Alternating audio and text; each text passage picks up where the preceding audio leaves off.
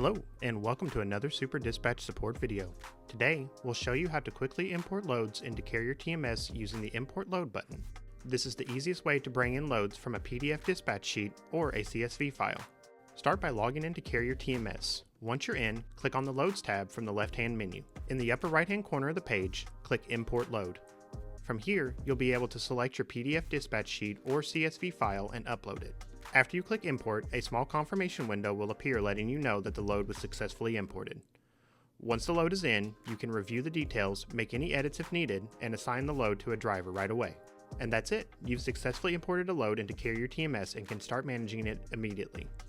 If you need any help, contact our support team at support@superdispatch.com or click the chat icon in the bottom right-hand corner of your screen. Again, thank you so much for watching, and we hope you have a great rest of your day.